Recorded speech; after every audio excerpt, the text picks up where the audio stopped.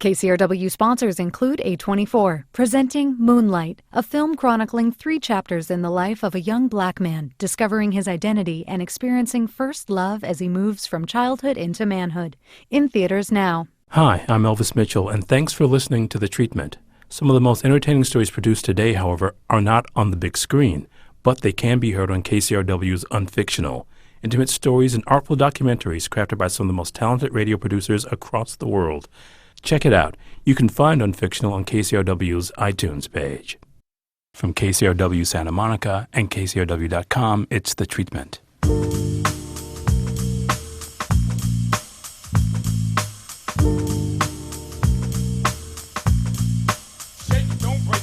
Welcome to The Treatment. I'm Elvis Mitchell. You may know my guest, Nick Kroll. Well, if you watched the last 3 seasons of Kroll Show, which he inconveniently shut down on Comedy Central, a disservice to all of us, you'll get a chance to see him now in his new film, which he's produced and conceived the story for. The film is Adult Beginners. My guest is Nick Kroll. It's always a pleasure to have you here. Thanks so much for coming back. Thank you for having me, Elvis. And I'm terribly sorry about ending Kroll Show. I am terribly sorry about it. You should be sorry about it. I should tell the audience that for the past couple of years, we've done an event at the LA County Museum where Nick comes in and we show a couple of episodes. And one of the great things about that show is it lives so well on a really big screen. Yeah.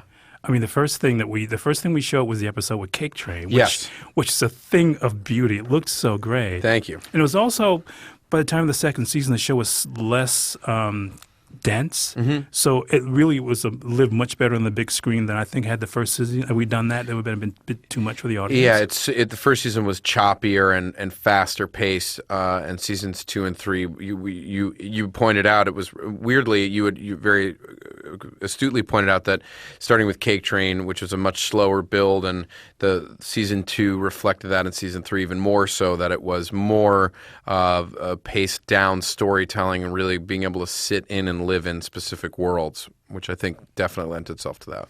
But there was something about that which we talked a little bit about when you were here last for the first season of the Kroll Show, which was that there was a kind of excitement about just getting ideas out, which is one of the ways you work in comedy terms anyway. There seems to be a real exhilaration, in fact, about putting ideas up for people to deliberate. Yeah, I've been lucky that I've been able to sort of have different versions of jobs and be both an actor and writer and producer on stuff, and I really enjoy the producing side of it because I have more freedom and more control over content, and I don't have to wait for someone to give me a job. And I think the show was a reflection of that, and being able to collaborate with the people I wanted to work with. Including people you've been in school with. Yeah. Yeah, I mean, John Mulaney and I went to college together, and then the movie coming out, Adult Beginners, is, I think, an extension of that, in that it's a story that I had conceived of and then worked with Mark Duplass, who was my co-star in The League, who I'm sure the film buffs amongst your audience have no idea who Mark or his brother JR. They haven't produced a single movie in the independent space, or his wife Katie. They can't seem to get anything off the ground. But Mark mentored me through the process of making a movie like this. So I had an idea. I don't think I've explained what the story ended up being with the movie, which is simply I'm a sort of a douchey New York entrepreneur. The bottom falls out of a business idea I have. I lose my friends, my money, and my girlfriend. I can't stay in the city. I leave. The only place I can turn is to go to my sibling Rose and her husband Bobby's house. And I brought that idea to Mark Duplass on the set of The League one afternoon, and he immediately was like, "Got it, great, let's do it." And he then was very helpful to me in sort of mentoring me through each part of the process. And so I met a couple writers, a bunch of different writers, met a couple in New York named Liz Flahive and Jeff Cox, who were married in real life. They had a 2-year-old at the time that I met them. So they were young parents. They understood kind of what we were going for. And Liz had written on Nurse Jackie and is a playwright. Jeff and his brother Craig wrote Blades of Glory and other comedies. So it felt like tonally they would be able to hit the goal of what I wanted, which was to make ostensibly like a funny You Can Count on Me. Mark Ruffalo. Anyway. Do you like that pitch? Oh my God! My guest was just butchered a Mark Ruffalo or Lenny movie is Nick Kroll. His first film as producer is Adult Beginners, It's the Treatment. But I guess what I wanted to ask you is that so much of the stuff, well, you talked about Blaze of Glory, and but also even on so many of the Duplass films and The League as well, there's such an improvisatory aspect to that. Was that a component you wanted to keep in this as well as having the script as bare bones? Yeah, we spent a lot of time on the script, and so I wanted to be as respectful to it as possible, while also using what I've learned in making The League and Kroll Show and everything else I've done to use improvisation as a tool. But because I always thought, because Liz was a playwright, I was trying to treat the script as much like a play as possible. Like, once a play is set, you don't change the lines of the play. But also, because there were some beautiful, normally when I do one of these other shows, or it's like, that joke's not working, that line's not working, I'm going to change it. This was an effort on my part based on, we ended up casting Rose Byrne to play my sister. And Barbie Cannavale plays your brother-in-law. Yes, and really both of them are fine, very good dramatic actors, as well as can handle any type of comedy as well, which is amazing. But working with Bobby, he would be like, he'd look at a sentence and be like, I really like this sentence. I really like how this plays. And I was like, oh, there are ways to solve things within a choice versus just changing it. And so I was really interested in trying to stick to what was on the page. There's probably moments in almost every scene where there's an improvised line or an improvised joke. So it still is there, but we really were trying to, it was an exercise for me in trying to honor what I thought was a well-written script. What's so interesting about the movie too, Nick, is that we find out that there's just as much kind of sort of infantilism and narcissism in the suburbs, which when you land there seems like a place where everybody has their act together, as there was in the city life that you left behind. Was that something you guys worked on as well? Did you want those two sort of parallels to emerge? Yeah, I think so. I think it's like, you've got what is the classic story of a guy, Icarus, who, like got too close to the sun and burns out and falls.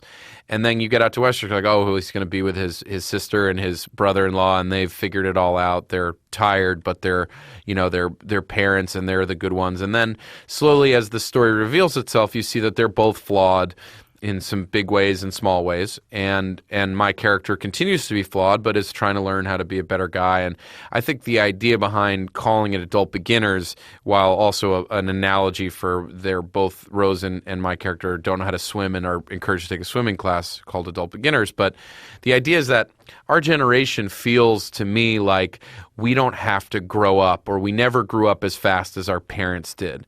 Like, my father, when he was my age, had 4 kids and had started a company. I, at his age, can barely get myself a printer cartridge to get my printer to work, and yet I'm an adult. I'm a fully functioning adult. I don't my dad. I bought a house. My dad was like, "So what's the mortgage?" And I'm like, there's I know how to do it. I'm not going to burn my house down, but I don't exactly know, I'm like, I knew that arm was a term, I was like, it's a 5-to-1 arm, or whatever. And it's like, he's like, yeah, but what's your mortgage? And I'm like, So I think what we're exploring with all of those characters is that while everyone seems to be an adult, that we are still very much stuck in adolescence or beginning to figure it out, even though we have the trappings of adulthood. There's also the conventional way, too, would have been to make that life that you went to once you left the city to be more idyllic and ideal. Yes. I mean, that would have been the way you would have been pushed before. Or if it were different, it would have been because the movie had to make fun of you being a sophisticated. But in fact, the people out there have made choices. And you just mentioned Paula Garces, whose character I think is kind of the more interesting ones in the film, because she has a very much clear idea where she is and where she's going, unlike almost everybody else in the movie. Yeah, and that was, look, the goal was to make a movie that wasn't, format-wise is not going to light the world on fire. We're not making a Terrence Malick movie here. Thank you. Although I am in Terrence Malick's next movie, I found out. What? Yeah. A comedy now? The Knight of Cups. I found out, someone tweeted that I was in, that they saw me on screen. I shot one day on it and was like, I just was like, We'll see. It's like the guy who's supposed to be the star of the Thin Red Yeah, Line. and Adrian Brody, yes. Well, I figured, because I knew that story going in, that the lead of the Thin Red Line basically got cut out of the movie. I was like, well, I'll just go do a day. I don't care. This will be a fun experience, which it was. And then someone saw the movie in Berlin and was like, I saw you in it.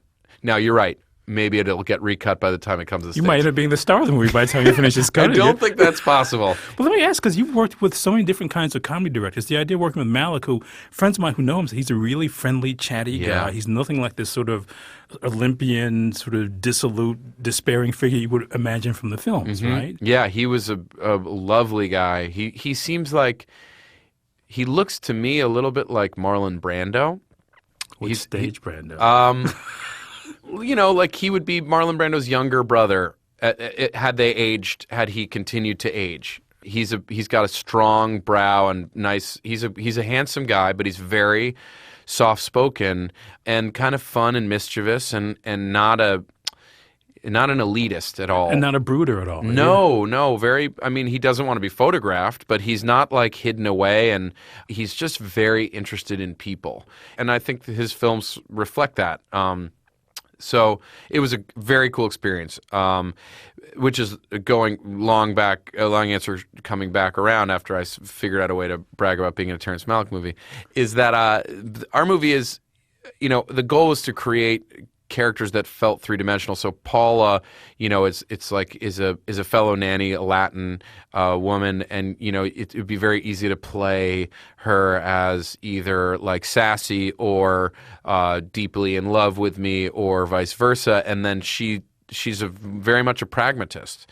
Who's having fun and doing what she needs to do to get by. And I think that's kind of what everybody in the movie is doing, is just trying to figure it out and do what they can. She seems to, as I think you're right, she has the clearest idea of who she is and what she wants and where she wants to go.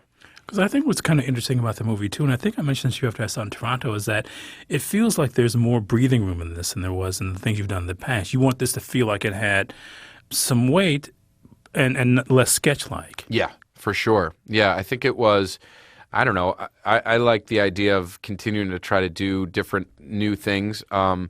I would still argue that even though this is much more this is a dramedy, I guess would be the qualification for it, although I'm pushing for a new term called a comma, because it really gives you pause, Elvis. That's a public radio joke. Yes, it is.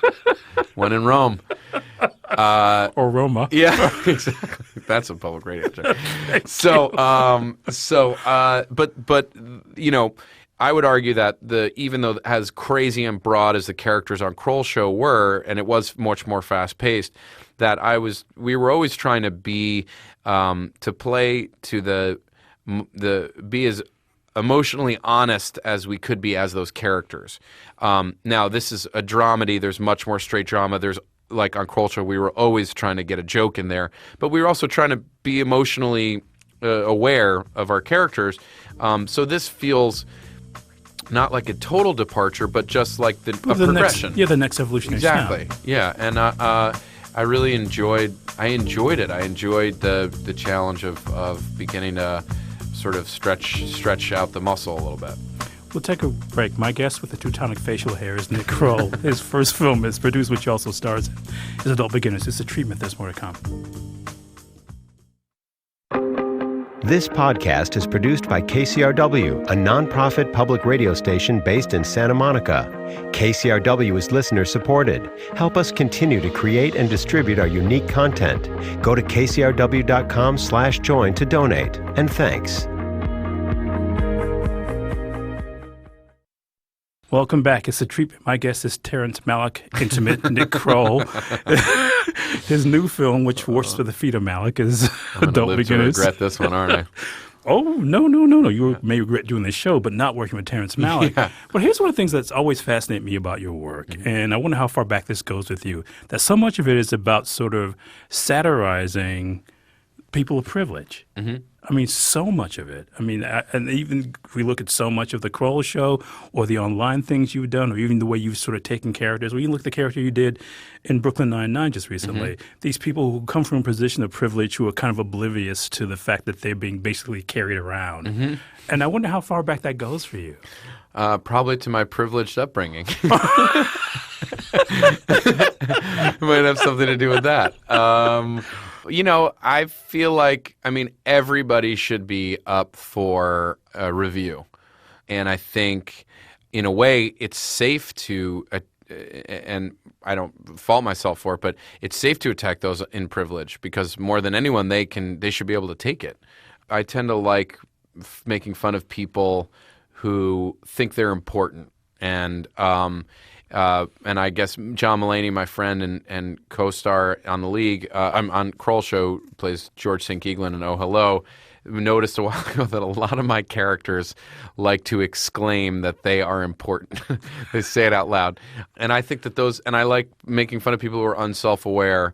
And in this movie, I think it's, the movie starts with me as a kind of this New York startup guy. I mean, you basically even start off with something that could have been from the Kroll show, kind of a commercial. Yeah, we actually shot that during Kroll show. I added that little bit in to explain a little more of what the product was and give a little better sense of. It's one of the things that we learned after showing it to some friends and family, where they were like, we don't exactly know why or what this product was, who this guy was, so we added that a little later. Really? Because that struck such a note of his own self-importance, and also these characters who constantly feed their own egos, too. Yes. I mean, they don't wait for other people to tell them how good they are. They're constantly sort of like doing that for themselves. Yes, and he feels like he could have been, if taken to the next level, a character on the show.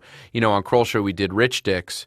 In my mind, the character I play in the movie, Jake, is actually more of like a upper middle class kid who aspired to be hanging out with the Rich Dicks, and so he was a hustler, but in doing so lacked the real follow through trying to get by on charm, which is why his business falls apart. So you see it in that intro video where he's sort of like, this is a real cocky guy who says thank you and you're welcome at the end of the video, and swears in his it's ostensibly like a Kickstarter video, and there's just something like, oh, this guy is a little too filled with hubris, and you're not going to mind seeing his bubble get burst a little bit. And so he felt a little different than the Rich Dicks because he was purporting himself to be that, but he wasn't, and he's really not because so many of the characters you played, certainly going to the Kroll show, and for those who haven't seen it, I really suggest you check it out, are kind of predatory. And Jake is not. Yeah. I think he had those qualities, but the wind is so severely knocked out of him that he can't do it. So I almost wondered, if seeing the character, if there's just something missing from him that kept him from doing that, because there is a crucial flaw in his eye for detail in this product, and I don't want to give too much of the movie away, that causes his downfall. And it made me wonder, well, maybe his heart in some way wasn't in it because of him being kind of a decent guy. Interesting. That's possible. I think, what I was interested in what I sort of didn't like about Jake is what I don't like about myself, in that I am the youngest of 4 siblings, and I've always felt a little like the charming younger brother who can get away with murder because he's funny or sharp but there's not a ton of follow through, like whether I'm not great at getting my nieces and nephews gifts for their birthdays, or instead of just staying in with the family after dinner, I leave to go out and see my friends. I always felt like that. And I think Jake to me is that guy, and he's got an older sister who would do anything for him, and for her whole life protected him and made sure that he was okay. And I think he took a lot of that for granted. And while that's not exactly what my family situation is, I've definitely felt that over the years. So he, as a target, felt like it was a bit of a targeting myself. Because there's a crucial scene where you go back to hang out with your friend played by Joel McHale, and it's a little more past the midway point of the movie. We get to see that you get to see what Jake has become, or what in some way it feels like he always was, versus Joel's character, who hasn't changed, and just seeing him with that guy alone as compared to being around a group of people, there's a lot of character. I don't even want to say growth because that sounds too much of a homily, but more like a discovery of self. Yeah, I think. Well, I appreciate you. I appreciate you. I think Jake would appreciate hearing you given the benefit of the doubt, and I think that's true. And I think it goes back to privilege for me. Is Joel's character is a very wealthy guy who doesn't have to work, and there's something very sad and lonely about him in the city and doing whatever he's doing and being unawares, and he just doesn't have to. He doesn't have to worry about following through on anything because his wealth and success isn't dependent on that. And there's a loneliness in that for sure. And I think Jake being reconnected with his family and his nephew specifically, you start to see another side of him open up, which I think is nice. And then, what we try to do is that it's still not, doesn't mean that he's like become an angel, and that he's still kind of struggling with various aspects of his personality or selfishness or smallness. It's the treatment, I guess, whose fictional creation I'm complimenting is Nick Kroll. His new film as producer, first film as producer, is Adult Beginners. But I guess I only think about this stuff because when he leaves New York, he's embarrassed. When he's playing all these voicemails he gets about the lives that he's ruined, he seems to feel some sense of shame about that rather than just going into hiding and trying to start a new venture. And that, to me, is a pretty interesting character foundation. That was the first thing that I thought about when I saw the movie. Yeah. Oh, interesting. Yeah, I think he felt beat. He feels beat. And he doesn't have any. And that's a crucial difference, that he feels beat. Because, again, were he this kind of opportunist, or maybe the movies even, or some of these characters that you've done, a lot of this is sort of, I guess, in philosophical terms, deal with the difference between immorality and amorality. Yeah. Yeah, I think in the movie we do deal with that in other places, certain character choices and holding on to certain information. And yeah, I think it becomes a much smaller world that it's a much smaller scale. He's playing with a $2.5 million startup with like a wearable technology business, and that doesn't work at all. And all of a sudden, it feels like he feels defeated. The last place he thinks he's going to go is to see his sister, and it's not what he was planning on doing or hoping to do. And then he's out there with his sister and her brother-in-law, who he doesn't really connect with very much, and this 3-year-old who he thinks is cute but has never cared for anything, barely himself, let alone another human being. And I think what we were interested in trying to figure out there was, like, when you have your sibling and then you have in-laws, and those allegiances change and alliances change. So there are moments where you're like, oh, I really love, like, my brother's being such a pain in the ass, but my sister-in-law is the one who can talk to him, and you feel closer to your sister-in-law all of a sudden. And then you're like, you know what, my sister-in-law pissed me off. It's my brother is my brother, and like those things are constantly evolving and changing. And I think we were interested in exploring that the nature of siblings and how deep, and how they're the only true witnesses to your whole life. And you treat your siblings, you say things to your siblings that you would never say to anybody else. And you also have a connection to them that is not just genetic but experiential. And that's really thick. And sometimes it means that you're closer than anything, and also means that you can hate them more than anyone. I guess as you're talking about this, one of the things I think about is that there is a level of, I think, honest sentiment in this that I had not seen any of your work before, and that must have been a kind of a challenge for you too, wasn't it? Yeah, it was fun. It was fun to do a scene and not be like, what's the joke here, or what's the wink, how do we turn this on its head? It was fun to try to play a real grounded human emotive moment or moments, and do something that wasn't autobiographical but based not in some character that is wildly different than me. I would say all the characters I've done on Kroll Show and Ruxin on The League or whatever, there are obviously elements of me in all of them, but this was, we shot this in not in the town I grew up in, but nearby, and Bobby Moynihan, who has a really funny scene in the movie. It has a couple of funny scenes. Yeah. One of my favorites is the scene when he's dancing in the bar. Yeah. Mantzoukas is singing "Walk on the Ocean" by. It's so funny. But yeah, so Bobby and I scene is like we were shooting in Eastchester, right next to New Rochelle, and Bobby was like, "Oh, that's the apartment I grew up in across the street." And with the place where we shot the convenience store, what used to be the bowling alley that he had birthday parties at. And so, we were playing two guys coming, he was still in the town where we'd grown up, and I was coming back and kind of, I'm lying a little bit about what I'm doing. I'm ashamed. And he's remembering that I was kind of an all-star in high school, and it's embarrassing. I'm embarrassed about where I've come and the kind of person, what I'm doing with my time, and thinking like, oh, am I going to have to hang out with this guy? So while it's not based on any interactions I have when I go to my hometown, it was fun to be able to play people that are grounded in a place and world that I know and feel like close to. I guess what I was noticing this too is that because you talked about Roxanne or any of these guys you've done in these other pieces, and they're all people with these not only these inflated sense of selves, but they all basically think of themselves as living at the center of an epic, and that the movie starts that way for Jake, but by about 20 minutes in, that's pretty much gone. Yeah. I mean, so it's like that setup that really explains who and what he is, it makes sense that you came up with that as you were working on the film because you need to sort of establish the rules in the world that he left behind. Yeah.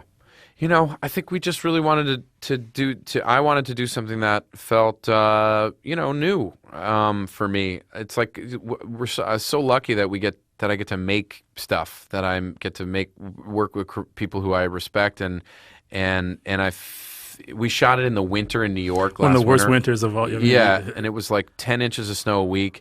There's a bunch of stuff that we shot in a pool because Rose and I don't know how to swim. We're trying to get my nephew to swim. And tell him who the swimming instructor is. And Jane Krakowski from 30 Rock and now Unbreakable Kimmy Schmidt she does. As you did a bit on there as well. Yeah, she was awesome, and even more awesome, and Rose as well, because the day that we shot in that pool, it was 5 degrees outside and the heater in the pool was broken. Is that why you guys were freezing when you get in a pool?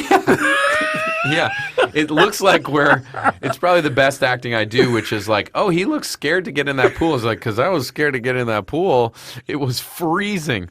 If you look closely because there's a bunch of kids in the pool with us, and all the kids have like blue mouths. They're freezing. They're all being clutched by their mothers for body heat. Yeah, it was like 70 degrees in the pool, which, you're like, oh, 70 degrees out. It's nice. Like, I don't know, last time you went swimming and it was freezing. In 70-degree water, I had to be going in with like Roy Scheider and Richard Dreyfuss. Oh man, God, and I think this film will be as impactful as Jaws. But it was one of the amazing things about making this movie with people like Rose and Jane and Bobby was this was a very small movie. Rose and Bobby had just come off of Annie, a big, huge studio movie. And everybody was game. It was that was the most fun about it. It was a movie that was just like for the love of the game. Like nobody's going to make a ton of money off of it, but people just responded to the story and were willing to do me a favor. And someone like Jane, who's so funny and talented, got in freezing cold water for 2 days straight and sat there while I, like sat pale and I look at that scene. My guest, who probably sacrificed a layer of skin to make his film, is Nick Kroll. His movie first as producer, and he's starring in it as well as Adult Beginners. Nick, I can't thank you enough for doing this. Thank you for having me, Elvis. Always a pleasure. Always, Mike. You got to figure something else to come back with, for God's sake. Yeah. Well, I'm gonna do the Elvis Mitchell story, starring us. Nobody's watching that. Recording engineer who also mixes the show is Melissa Morton.